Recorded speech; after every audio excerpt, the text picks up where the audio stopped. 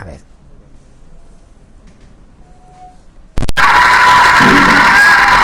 Welcome back to Golden Balls. After a run of big cash balls, Ibrahim and Nick now have 13,000. Vale, vamos a ver. El objetivo del juego es ganar 13.600 libras que están puestas en bote. Y ahora va a explicar las reglas del asunto. Y como no está la gente, luego no se enterará de qué va esto. 600 pounds in front of them. We know they've got it, but the golden question is, can they keep it? Ibrahim and Nick, you now face a very straightforward choice, but it's a choice that could make one or both of you extra wealthy, but it could also lose both of you everything that you have fought for today.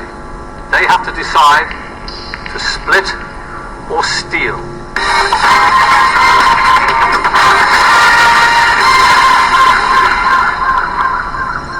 Ibrahim. Vale, el asunto es el siguiente. Les han puesto a cada uno de ellos 2 bolas delante y ahora va a explicar en qué consiste. 2 final golden balls in front of you, and they are the most important golden balls of the game. You each have a golden ball with the word split written inside. You both have a ball with the word steal written inside. You will know which is split and which is steal because you're going to have a look. Vale. De las 2 bolas que cada uno tiene enfrente, cuando las abran verán que una dice split y otra dice steal, partido, robar. ¿Vale? Van a saber qué tiene cada bola porque van a poder verla. Cada uno las suyas, no las del contrario. ¿Vale? Entonces tú sabes cuál de ellas es split y cuál es steal. Y ahora, If you both pick the split ball, deben elegir una de ellas cada uno. Y dice, si ambos eligen la bola split, partir, you split the 13,600. las 13.600 libras se dividen entre los dos, a mitad cada uno. 800 each. Vale, se llevan If cada uno. one of you chooses the steel ball and the other chooses the split ball, whoever chooses the steel ball goes home with the whole lot, 13,600. Vale. Ahora bien, si uno elige la bola split y otro elige la bola steal, el que elige la bola de robar se lo queda todo y el que ha elegido partir se va sin nada. Pero, Sí. ¿tú puedes ver la bola? No, tú puedes ver la tuya. Sí, Tú puedes pero ver... tienes que abrirla para ver si pones tu estilo. Claro. O sea, la idea ahora pues la abres, ¿vale? Y entonces ves si pone split o pone steal, las dos, cada una de ellas. Tú sabes cuál es cada una. Y ahora el otro no lo ve. Y ahora se les dice, vale, escojan una de ellas y esa que han escogido la vamos a abrir a la vez que el otro. ¿Vale? Es muy similar al dilema del prisionero. De hecho es casi igual. ¿Vale? Pero ahora veréis la diferencia. But if you both choose the steel ball, Eso sí, si ambos cogen steal, you robar, leave today's game nada, ninguno de los with dos. what you came with. Nothing. Os iréis con lo que habéis vendido. Nada. It's the ultimate test of faith, trust, and let's face it, greed. Take a moment to look at the balls in front of you so Tomaros you un momento know para the mirar difference vuestras which is propias split vidas. and which is steel, but Y cuál es obviously steal, keep them split y cuál es concealed steal. from ¿Vale? each other. Just Adelante. have a look. Van y cada uno la mira. Sin enseñársela al otro. Ni a la cámara tampoco. ¿Vale? Cada uno sabe cuál es split y cuál es steal. Okay. It's the easiest choice, but the most difficult one.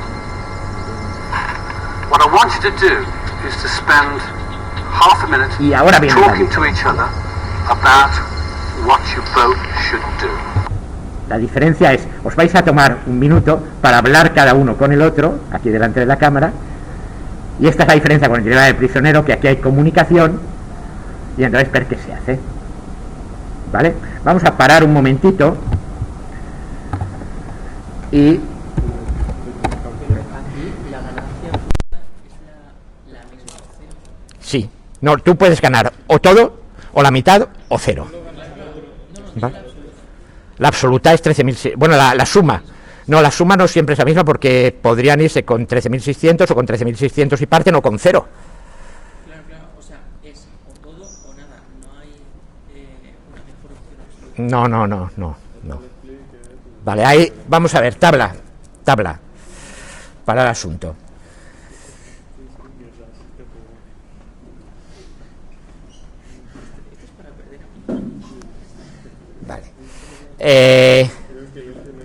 Tabla para A. Split. Steel. A y B. Split. Steel. Tabla para B. B. A. Split. Steel.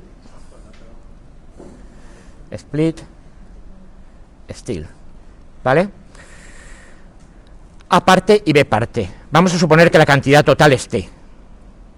¿Vale? Uy, ¿qué he hecho yo aquí? Uy, ¿qué pasa? Que no me pinta. Vale, la cantidad total es T. Split, split. ¿Qué pasaría? ¿Cuánto ganaría A? T medios. Y B también. ¿Qué le pasa a esto? T medios. Split steel, o sea, vamos a ver. A roba y B decide partir. ¿Qué pongo en la tabla para A? Sí, la totalidad. ¿Vale? Y en la tabla para B, que sería esto, 0. ¿Vale? A decide partir y B decide robar. ¿Cuánto gana A? 0. Y B gana T. Y aquí, ambos deciden robar. 0, 0. ¿Vale? Bueno, pues a ver, equilibrio de Nash. Mínimo 0. Mínimo 0. Y aquí, el máximo de los mínimos 0, que se da aquí y aquí. Lo mismo para este, mínimo 0, mínimo 0, 0 y 0, que se dan aquí. Estos son esto es A split, B steel,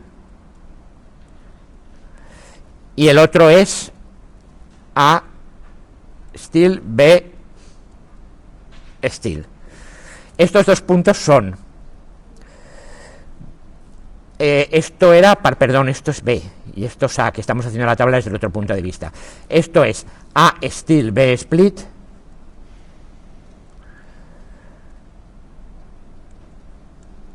y este otro de aquí es A steel, B steel. De estos dos conjuntos, ¿cuál es la intersección?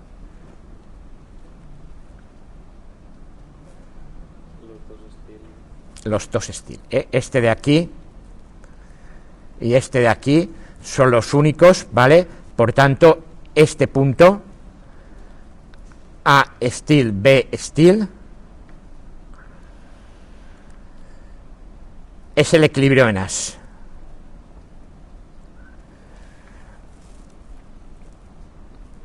Que no es una gran opción, ¿eh? Que no es una gran opción, se van los dos sin nada. Pero claro, como supone que el otro actúa como agente racional, dicen el otro elegirá steel. Haga lo que haga yo, el otro elegirá steel. Así que, ¿vale? Entonces hago esto. Pareto.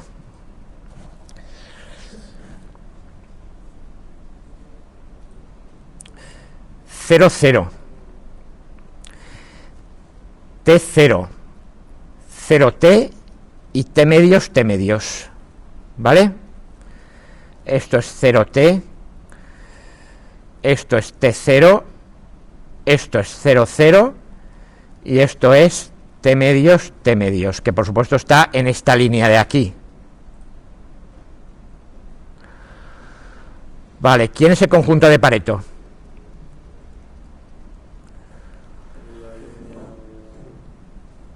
Esto es el conjunto y esto sería el frente de Pareto, ¿vale? Punto de utopía. T. O sea, aquí el punto de utopía. De los tres puntos del conjunto de Pareto, ¿cuál está más cercano? Evidentemente este, que está a distancia raíz de 2 partido por 2t, mientras que estos están a distancia t. Vale, esto es distancia t, que es más largo que esto, obviamente. Luego este de aquí, entonces esto es el punto óptimo o punto eficiente de Pareto. que es T-medios, T-medios. ¿Y eso dónde se da? T-medios, T-medios, que era la opción split-split.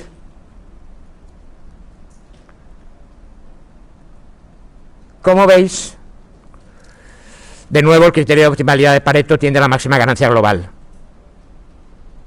Y además en este caso es particularmente útil, porque además mejora sustancialmente la ganancia que obtendrías con el criterio Nash.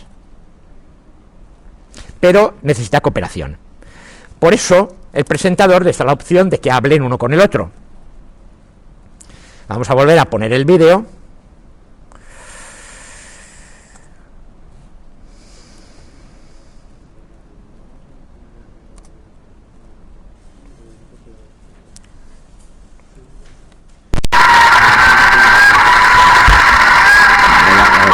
Un poco. Balls. After a run of big cash balls, Ibrahim and Nick now have £13,600 in front of them. We know they've got it, but the golden question is, Ibrahim, y nada, se les da a los dos y las dos bolas, etcétera, las miran cada uno sin enseñar al otro. Y ahora, espera, y ahora viene la ayuda. Cada uno la mira y deciden qué van a hacer. Y ahora el presentador les dice, y esta es la diferencia con el dilema de prisionero.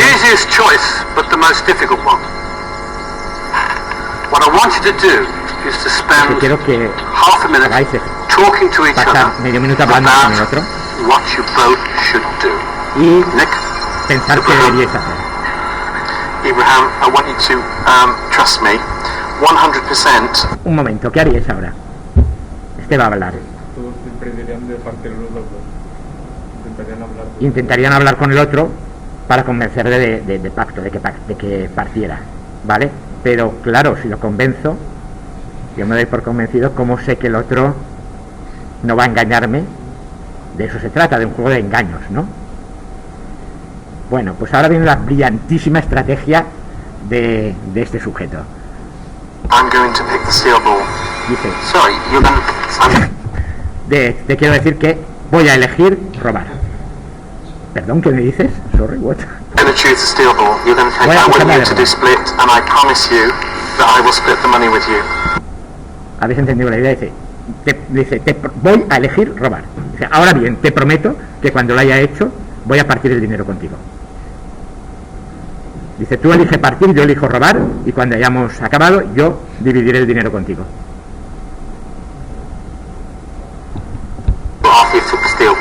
Yeah. Dices que vas a You're going robar. to take steel. Yeah. I'm going to take split. Yeah. So you take the money, and I will O split sea, it tú with you te after llevas el the show. dinero y Yeah.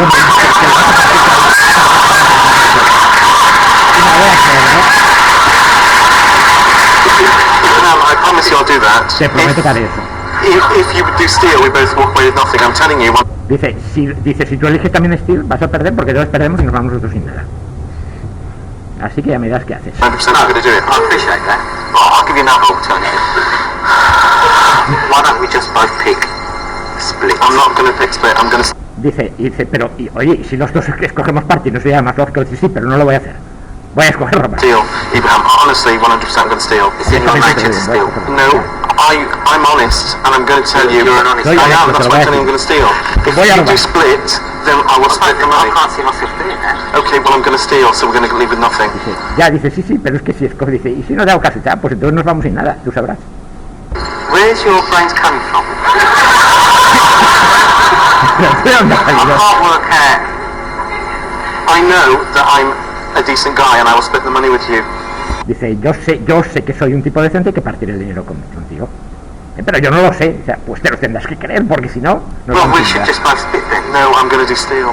There is no legal... No, I'm idea with him to give you the money. Of course. If I gave you my word, now let me tell you what my word means. Okay. Dice, si yo te doy mi palabra, a man who doesn't keep his word is not a man. Mi padre me enseñó desde pequeño, un hombre que no respeta su palabra no es un hombre. It's not worth nothing.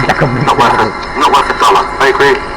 Dice, sí, de acuerdo. So, Ibrahim, I'm going to steal. Dice, yo también respeto su palabra. Dice, voy a elegir robar y voy a partir el dinero contigo. I will steal, and said nothing, because you know I've told you my intention, and I've told you that I will split the money with you. Yo te he dicho mi intención y te he If dicho I que gave my word that I was going to split, I would split. And you're going to te he take dicho que voy a Steel. partir, No. estoy intentando. The only way you can guarantee to walk away with 6,800 is by sharing. Guarantee that you Dice, la both única put the forma split de all in. explicar And I que está garantizado es que los dos escojáis split. do now have to push you for a decision. It's a tough one. We've lost it. We've lost everything. Yes, False yes, then. yes. We're walking away with no money because you're an idiot. No, that's Eso es lo que voy a hacer. This can go on all night, and these people have got to get up for breakfast. No puedes estar aquí hasta el Split desayuno. or steal. Abraham, choose split or steal. Now, Ya, please. ahora elegir. Choosable. Vale, elige. Right, I'll tell you what, I'm going to go with you. Okay. I'm going to go. I promise you. Yo te prometo que esto... You cannot change your balls now. Ahora. Ya no podéis cambiar. Split or steal. Yeah. Le ha mentido. ¿Entendéis la jugada? Desde luego que quería elegir split, pero ha tenido que convencer forzadamente al otro de que elija también split. Y la única forma que ha tenido es obligarle.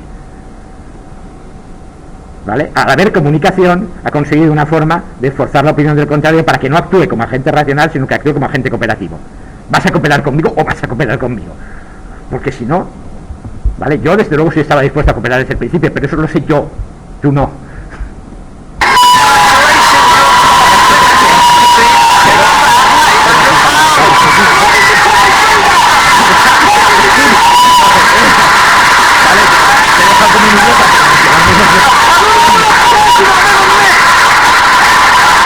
Vale, pues esa es la idea. Veis que en agentes con comunicación la cosa cambia completamente.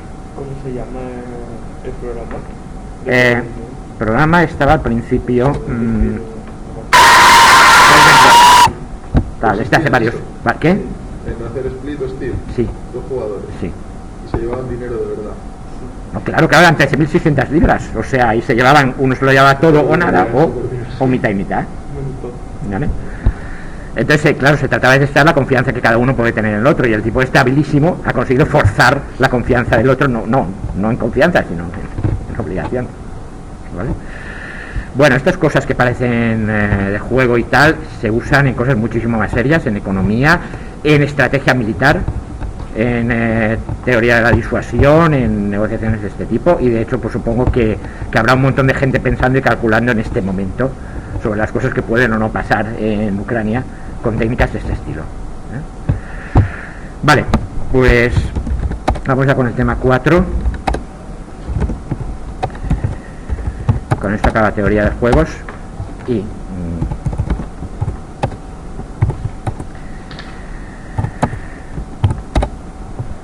comienza el tema 4 de representación del conocimiento. A ver, representación y razonamiento en inteligencia artificial. Los programas de ordenador, los programas que resuelven... Ay, un momento que ponga el micrófono y se oirá mejor. Los programas de ordenador que resuelven los problemas abordables por medios convencionales se basan en algoritmos más estructuras de datos. Básicamente es lo que toda la vida y lo que os han enseñado en la programación hasta ahora. De hecho, uno de los primeros libros de programación de cuando yo era joven, o sea, hace muchos años, era el de Niklaus Wirth, se llamaba precisamente Algoritmos más estructuras de datos igual a programas. ¿Vale? Era el libro del padre de Pascal, que era un lenguaje que ya se ha dejado de usar y tal, pero que entonces se usaba para enseñar programación, y era pues eso, un lenguaje estructurado y tal, similar a C, pero más rígido, en el sentido de que era de tipo más estricto, no permitía sin tal. Y el padre de este lenguaje escribió un libro que se llamaba así, Algoritmos más estructuras de datos igual a programas. Programas que encuentran la solución que existe, ¿vale? No una solución, o bien si existe más de una, las encuentran todas sistemáticamente, porque proceden por un algoritmo iterativo, recursivo o lo que sea. Sin embargo, hemos visto que para problemas típicos de inteligencia artificial, los algoritmos clásicos, estos que solo usan la naturaleza y la estructura, no son suficientes. Se requiere poder codificar o programar reglas acerca del ambiente, de las restricciones, o sea, se requiere, como hemos visto, conocimiento heurístico. Reglas introducidas en forma de sentencias en el programa, que no responden a la estructura ni tal, sino que responden al conocimiento externo que tú tienes acerca del problema. O sea, de entre todas las ramas posibles, un programa clásico debería explorarlas todas. Tu programa explora solamente algunas porque por algunas reglas externas a la propia lógica del programa entiende que por cierta rama no vas a llegar a ninguna parte y de entrada no la prueba. Bien, ¿qué pasa? El conocimiento heurístico es difícil de codificar, difícil de recoger y difícil de programar, sobre todo cuando no está debidamente sistematizado. En el caso del conocimiento médico, esto equivaldría a lo que llamamos el ojo clínico de los médicos, que ven algo y dicen, esto es, ¿vale? Pero aunque lo diga intuitivamente, seguro que por debajo hay un conjunto de razonamiento subyacente, incluso subconsciente, que le ha llevado a decir eso. Probablemente ha visto algo parecido en otro caso en el que estos síntomas se daban en todos los enfermos, pero no en aquel, y esto me recuerda que... y así sucesivamente. O sea que, de alguna manera, eso es difícil de programar porque hay muchísimas variables y muchísimas entradas posibles. Entonces, la proliferación de reglas y de restricciones trae consigo una explosión combinatoria y se requiere alguna manera de poder aplicar esas reglas de un modo eficiente. Eso es razonamiento. Es decir, de entre todo lo que sé y puedo codificar acerca del problema, ¿qué me conviene aplicar en cada momento? Entonces, en inteligencia artificial, más que algoritmos más estructuras de datos, lo que tenemos es conocimiento más razonamiento más datos. Lo que obtenemos son programas de inteligencia artificial que encuentran o tratan de encontrar una solución, ¿vale? En el caso, por cierto, de la inteligencia artificial moderna que razona con el Big Data, el conocimiento prácticamente queda eliminado y el razonamiento en realidad es la actualización de unos pesos en una red. O sea, razonamiento explícito tampoco hay, ¿eh? Pero vamos a ver, en principio, los métodos de inteligencia artificial clásica, cómo trataban de representar apropiadamente el conocimiento y cómo se puede razonar con él. Es necesario encontrar una forma de separar la representación del conocimiento de los algoritmos que lo manejen. ¿Qué estructuras de datos vamos a dar para ello? O incluso antes que las estructuras de datos, ¿qué estructura de conocimiento? ¿Vamos a usar hechos y reglas? ¿Vamos a usar proposiciones? ¿Vamos a usar conjuntos? ¿Qué formalismo vamos a usar? Y luego ya cómo lo plasmamos en una estructura de datos. Pero eso es secundario. Y el algoritmo funcionará mejor o peor según qué forma de representación del conocimiento hayas escogido. Hacen falta luego, desde luego, estructuras de datos que puedan acomodar conocimiento genérico para campos del saber o para problemas distintos. Las formas de razonamiento, en realidad, razonan igual los médicos que los arquitectos o que los ingenieros. Bueno, en realidad sí, razonan con la lógica. Lo que ocurre es que la forma de aplicarla no es exactamente la misma. Pero al final las últimas reglas de la lógica tienen que ser las mismas para ambos, ¿vale? Estoy hablando en general, ya digo, de agentes que operen con conocimiento bien estructurado, quizás impreciso, pero bien estructurado, y que sigan siempre unas leyes de la lógica. Bien, no estoy hablando de gente de letras, ni de poesía, ni de nada de eso, ¿eh? Me refiero al razonamiento de este tipo. Entonces, esos algoritmos son el razonamiento y la función es extraer conclusiones o realizar predicciones independientemente del dominio de conocimiento. O sea, no debe importar el contenido específico. Por debajo tú tienes que tener razonamiento sobre minerales o sobre arquitectura o sobre lo que sea o sobre medicina, y en principio las reglas te deberían valer igual. Veremos primero cómo se representa el conocimiento preciso, el que se conoce sin ninguna ambigüedad, y el razonamiento con él, y después el problema del conocimiento impreciso o incompleto. Es decir, cuando, ojo, la diferencia entre el conocimiento impreciso y la ausencia de conocimiento o la vaguedad en el conocimiento es que básicamente en el conocimiento impreciso tú sabes que hay varias posibilidades y que una ocurrirá, aunque no sabes cuál. Pero sí que sabes cuáles son todas las posibilidades que pueden ocurrir en principio, o las puedes enumerar, aunque sean demasiado grandes, ¿eh? La propagación de la imprecisión a las conclusiones y las predicciones, que lo veremos después. Hay varios formalismos para representar el conocimiento preciso y también para representar el conocimiento impreciso. Y esas son las dos grandes partes en que se divide este tema gordo, que son representación y razonamiento con conocimiento preciso y con conocimiento impreciso. Dentro del conocimiento preciso tenemos el cálculo proposicional, el cálculo de predicados, los sistemas de hechos y reglas y los sistemas de producción. Y dentro del conocimiento incompleto o impreciso tendremos primero un apartado de por qué nos hace falta, y luego modelos empíricos, modelos probabilistas y modelos posibilistas. Esto básicamente son el sistema de redes bayesianas y la lógica difusa. Entonces voy a empezar por aquí, por el cálculo proposicional, que es la primera forma de representación y razonamiento con conocimiento preciso y en cierto sentido lo más antigua, porque tiene las raíces en la filosofía griega y en particular en la lógica de Aristóteles.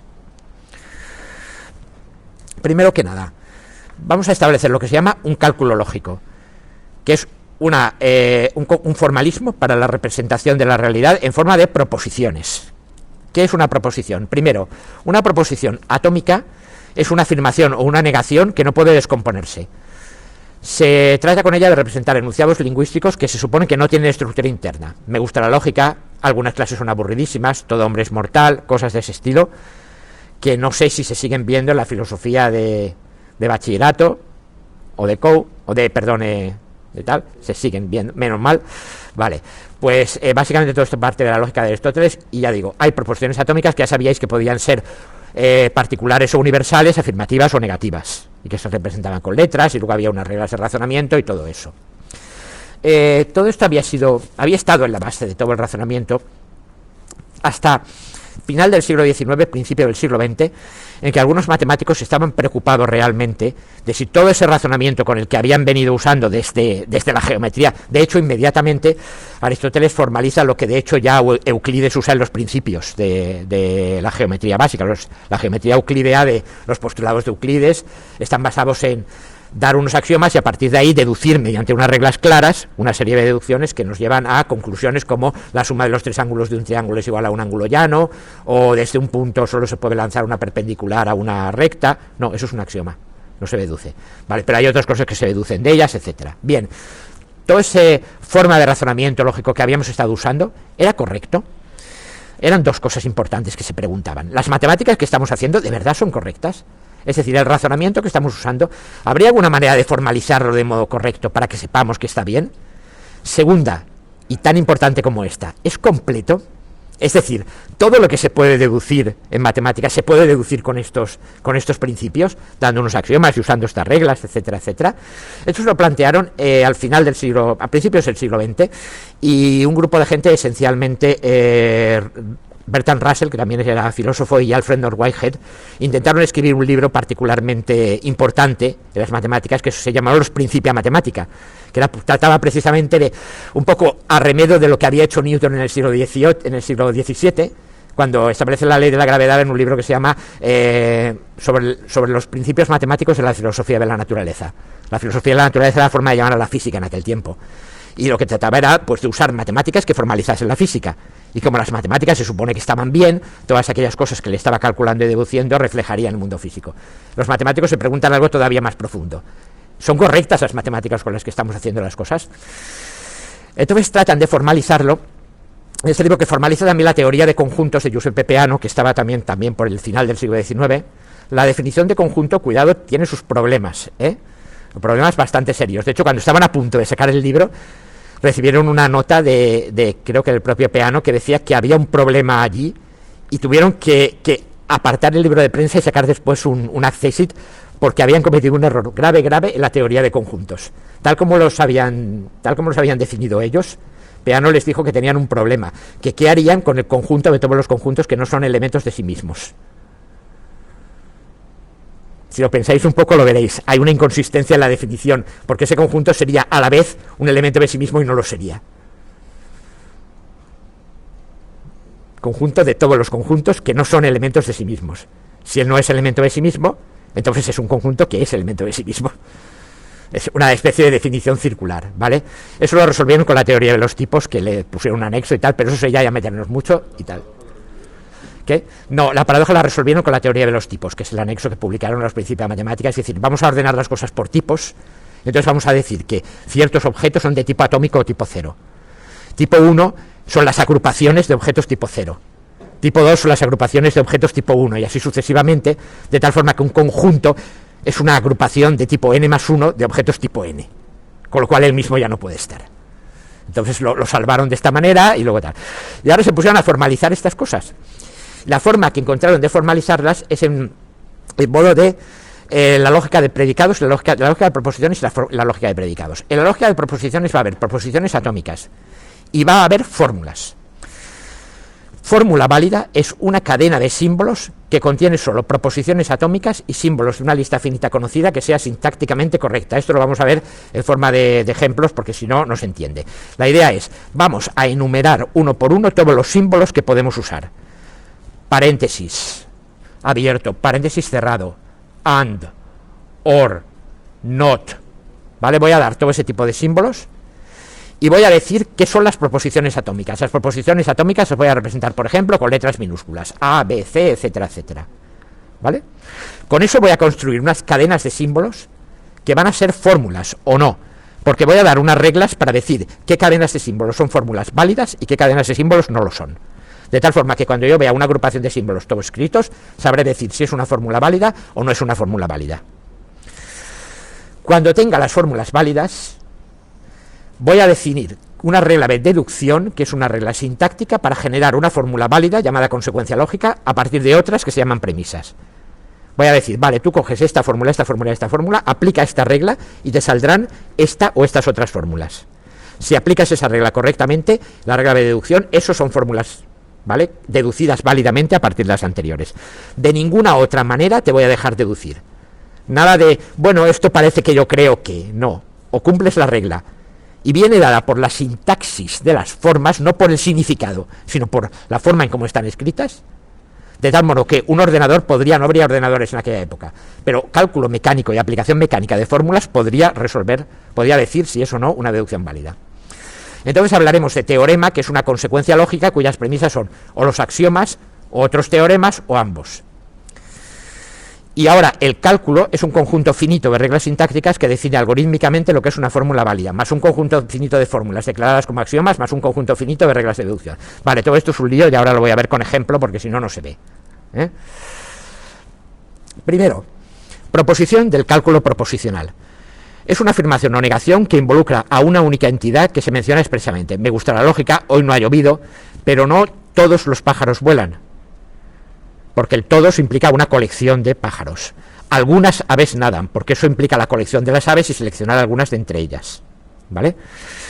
Esto va a ser objeto del cálculo de predicados que viene inmediatamente detrás.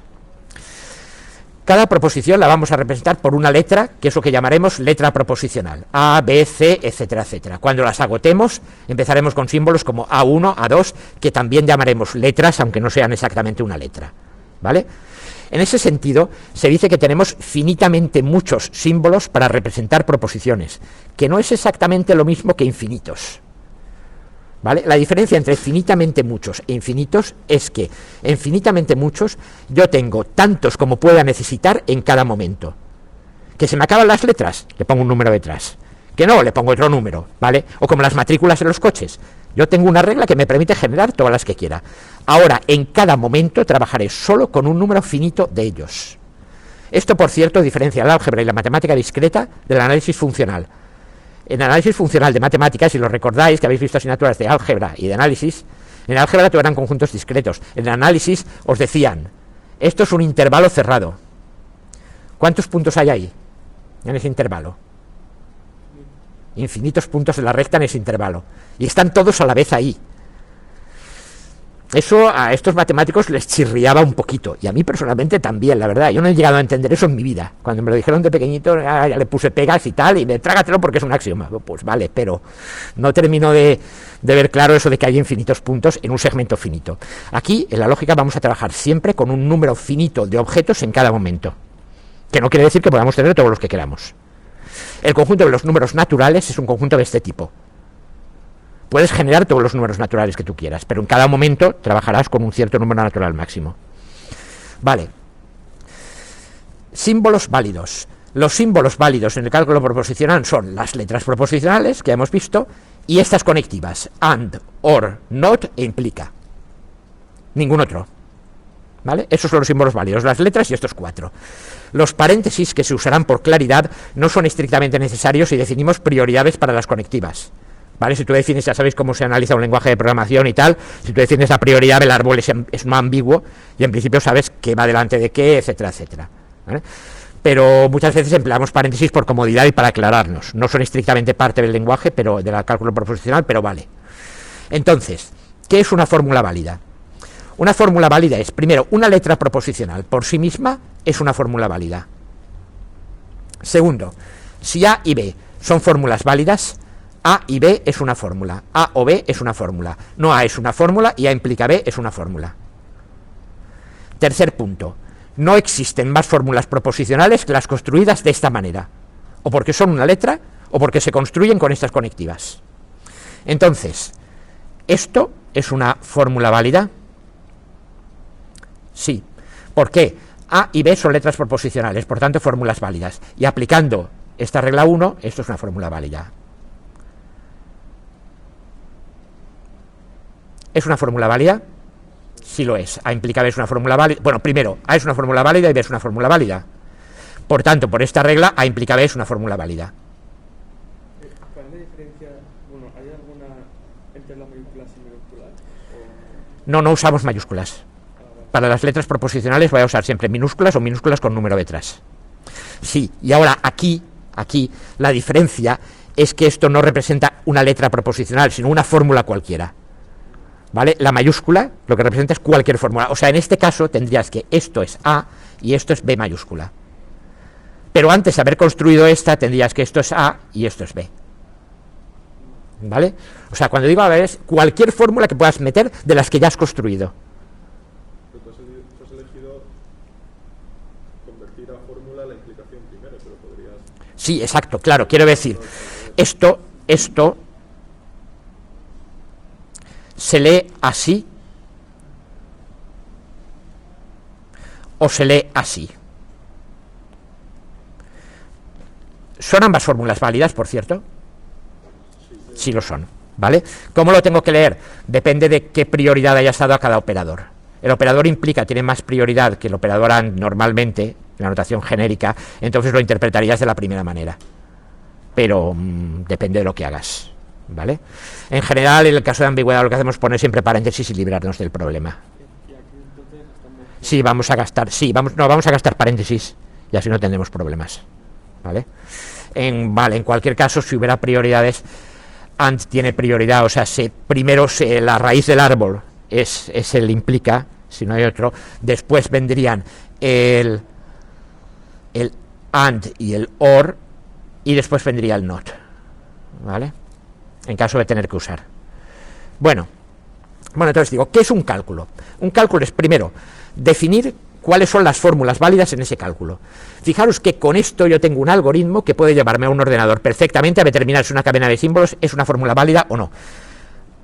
A, I, no B. ¿Esto es una fórmula válida? Sí lo es. A, I, OR B. ¿Esto lo es? No. ¿Vale? Entonces simplemente aplicando esta, porque no ha podido ser construida de ninguna de estas maneras. Entonces yo tengo una manera de determinar, dada una cadena de símbolos, si es o no es una fórmula válida. Vale, lo siguiente que necesito para un cálculo son un conjunto de axiomas y las reglas de deducción. El conjunto de axiomas son algunas proposiciones que yo escojo para constituir la base de mi sistema de demostración. Es decir, esta proposición, yo digo que son directamente válidas y a partir de ahí no pregunto más, las acepto y a partir de ahí comienzo a deducir. ¿Vale? Ojo en esto, aquí A y B son cualesquiera fórmulas, o sea que esto en realidad, más que un axioma, de hecho en los libros de lógica de esos avanzados, a esto se le llama un esquema axiomático. O sea, no es un axioma concreto, es el conjunto de todas las proposiciones que tengan esa forma, será tomado como axioma. Lo que quiere decir que esto sería un axioma. ¿Vale? Con la sustitución A mayúscula por A y B mayúscula por B. Pero ojo, esto también es un axioma. Con la sustitución de A mayúscula por A y B mayúscula también por A. Eso no es ningún problema. Lo que sí es un problema es no sustituir siempre por lo mismo. O sea, si la A mayúscula has dicho que va a valer A, todo el tiempo que escribas el axioma tiene que valer A. No puedes cambiarlo, no puedes cambiar las reglas a mitad partido. Ahora, lo que sí que puedes hacer es perfectamente asignar esto. También, A implica B. Implica A, implica B. ¿Esto sería un axioma? Sí, sería el axioma 1 con A igual a esto y B igual a esto. ¿De acuerdo? Todos los axiomas, todas las fórmulas que yo pueda escribir, incluso complicadísimas o larguísimas, en A, B y C y tal, que, ojo, no es imprescindible que cada uno de los A, B, C sea un axioma de por sí, en absoluto. Basta con que sea una proposición válida. Yo lo escribo aquí y esto me da tal. Bueno, los axiomas que tomaron eran A implica B implica A implica B implica, A implica B implica C, implica A implica C. Luego, estos son un poco más... este de aquí es un poco extraño al principio. Dime. La segunda que has puesto, la de A implica A, esa como... El 1. Sí, el A1 con A mayúscula sustituido por A y B mayúscula también sustituido por A minúscula. Aquí tienes esta sustitución. Como aquí has usado esta, tienes que usarla también. No, lo que no se puede hacer es que si tú has decidido que A mayúscula es A, en otro trozo de la fórmula yo aquí no puedo poner C. O bueno, puedo ponerlo y es una proposición válida, pero no es un axioma. Entonces puedo poner A, B y C para A y B sin mayúsculas para A minúscula. Sí, sin problemas. De hecho, podría sustituir, o sea, cualquiera de estas puede sustituir por cualquier proposición válida, incluso dos por la misma. Porque A y B en el contexto de los axiomas son fórmulas válidas. Sí, son fórmulas válidas cualesquiera, incluso la misma. Ahora, si usas en el axioma, has dicho que esto es la fórmula válida, la que sea, cada vez que lo uses en el axioma, que sea la misma. ¿Vale? Esa es la idea. Bien, A implica, B implica A y B. ¿Vale? Luego, siguiente, A y B implica A. Estas son fáciles de entender. Estas de aquí no tan fáciles, pero son las que hacen falta para luego deducir cosas, ¿eh? Bueno, estas de aquí creo que son más fáciles de entender, de que A y B implique A y que A y B si se dan las dos cosas a la vez, pero no le penséis, no le busquéis un significado a esto todavía. Vedlo simplemente como cadenas de símbolos que generan más cadenas de símbolos. De momento es estricta y puramente sintáctico. Repito, no le busquéis significado aún. A implica A o B, B implica A o B, A implica C implica, B implica C implica, A o B implican C, A implica B implica, A implica no B implica no A, y no A implica A. ¿Vale? Este de aquí es lo que se llama el principio de contradicción. No es, curiosamente, universalmente aceptada. A ver, en el cálculo proposicional todo el mundo acepta esto, sin excepción. En el cálculo de predicados, que veremos luego, hubo una escuela de la matemática inmediatamente posterior a Russell y Weigel, los intuicionistas, que dijeron que para cuando no eran proposiciones atómicas eso no valía, y tiene su sentido, luego lo comentaré.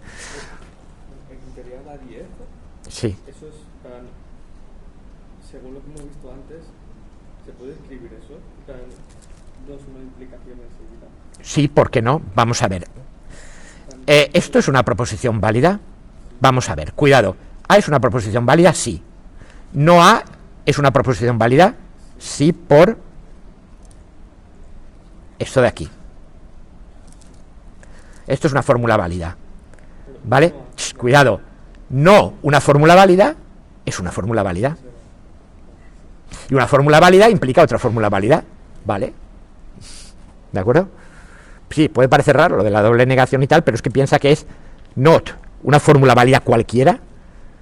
Por tanto, esto ad infinitum también es una fórmula válida. Sin embargo,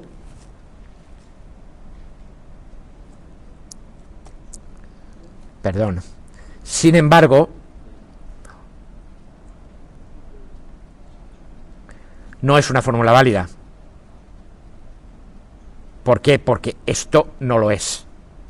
Esto sí lo es, pero esto con el implica delante no lo es, salvo que aquí tuviera otra fórmula válida, que no es el caso, porque una conectiva aislada no lo es. ¿Vale? Estos son los axiomas. Y ahora, la única regla de deducción para el cálculo proposicional es esta. Si has deducido la proposición válida A y has deducido la proposición válida A implica B, entonces puedes deducir la proposición válida B. ¿En qué va a consistir una deducción? Va a consistir en, yo tengo los axiomas, les aplico esta regla de deducción a algunos de ellos y me salen unas proposiciones, las añado, y entonces tengo los axiomas y las proposiciones que acabo de deducir.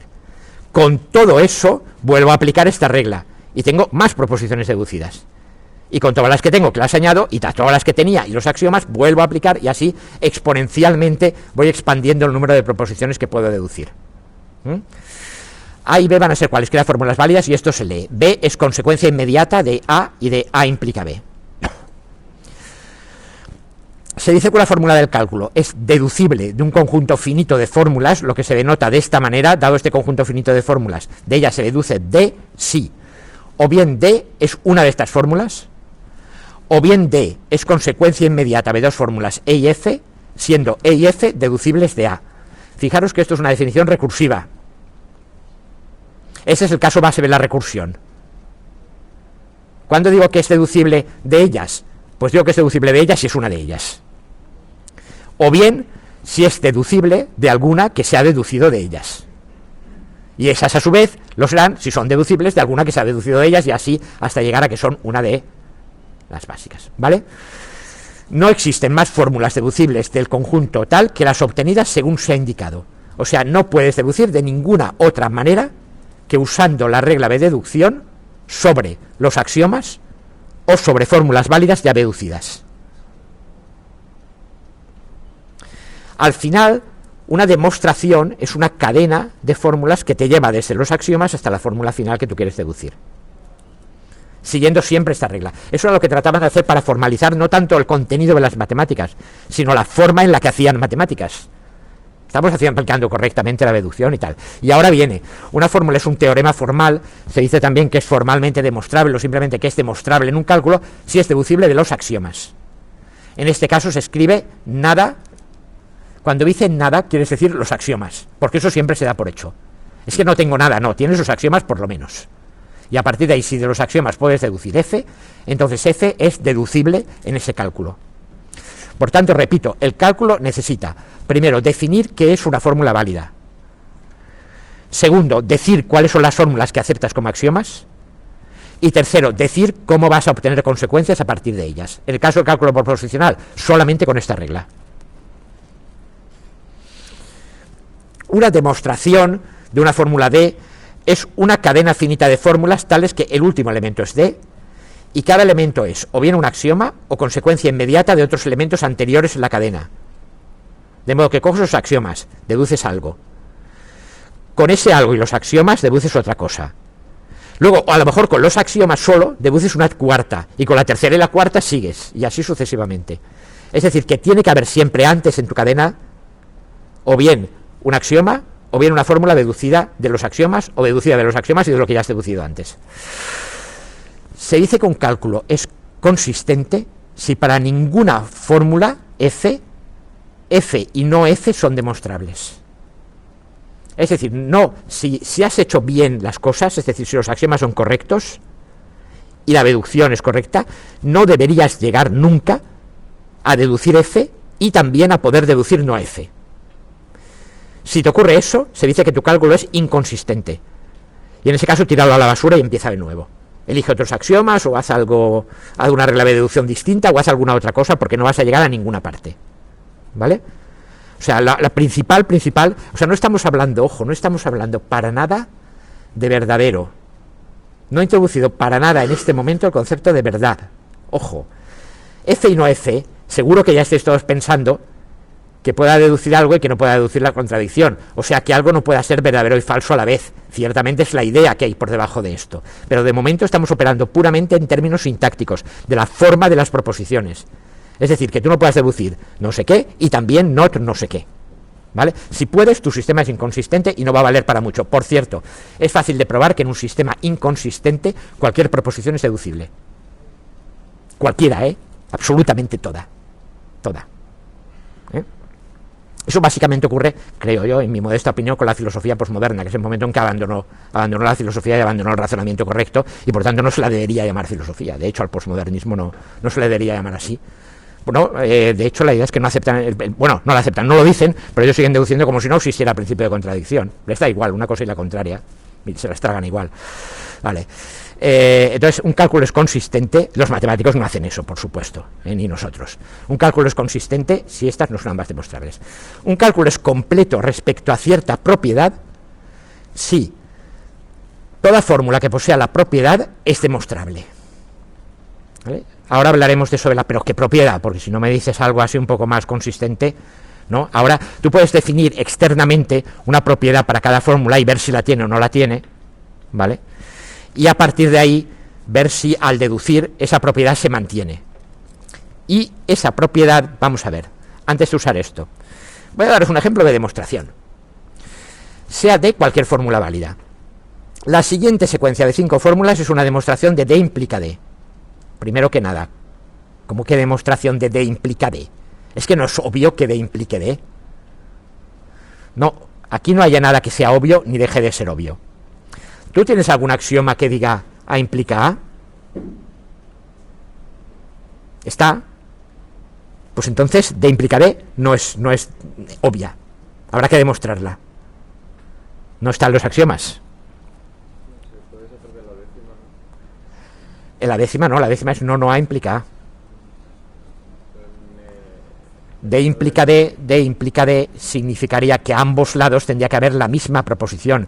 Y aquí tienes una proposición y aquí tienes otra proposición distinta, que es no A. Es distinta, sí. Pero es que luego vamos a decir que la doble negación no. Aquí no hay ningún axioma que diga que te puedes cargar las dobles negaciones. Es sintaxis exclusivamente. Es igual que aquello. Un ordenador tiene que poder reconocerlo. ¿Vale? D implica D. Primero, axioma 1. Vamos a ver, primero que nada, voy a escribir esto. ¿Esto lo puedo escribir? Sí, porque es el axioma 1. El axioma 1, recordad que era A implica B implica A. Pues si en ese axioma en lugar de A pongo D y en lugar de B pongo también D, me queda esto. Luego esto sí que es algo que puedo deducir de los axiomas. Siguiente, el axioma 2. El axioma 2, vamos a copiarlo por aquí, era A implica B implica... A implica B implica... Un momento que me olvido.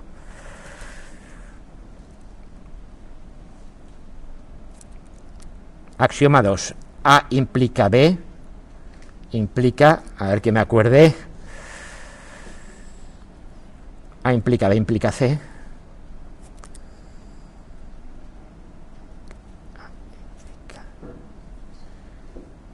C. Cierro paréntesis, implica A implica C. Cierro paréntesis, implica A implica C. Cierro y cierro. Vamos a dónde estábamos. Aquí. Este era el axioma 2. ¿Vale? Si en este axioma 2 hacéis A sustituido por D, B sustituido por D implica D y C sustituido por D, ojo, que esto no lo has demostrado. Ya, pero es una proposición válida. Por tanto, me vale como sustitución en cualquiera de los axiomas. Si sustituyo eso, me queda este bicho largo de aquí. Hacedlo con paciencia y veréis cómo queda eso. ¿Y ahora qué? Ahora observo hábilmente que esto y esto son iguales. Y que por tanto tengo una proposición y una proposición implica otra. Por la regla de deducción, cojo todo lo de aquí y lo añado. ¿Vale? Regla de deducción aplicada a F1 y a F2. Ahora vuelvo a coger el axioma 1, A implica B implica A, pero con distintas sustituciones. Ahora la A lo sustituyo por D y la B me conviene sustituirlo por D implica D. Y me queda este bicho de aquí. A implica B, que ahora este implica B, implica A. ¿Y ahora qué? Ahora me doy cuenta de que aquí y aquí tengo lo mismo. Algo y algo implica algo. Y he terminado. Vale, fantástico. ¿De verdad vamos a deducir así? No. No. Sí. No, eso viene luego en la teoría formal de números. Eso vale, sí. No lo hacían, a ver, no lo hacían así. Hacían estos axiomas para probar que luego se podía. Y después se empezó a buscar las formas prácticas de resolución. Pero si esto lo tenías claro, sabías que de verdad estaba sobre fundamentos sólidos.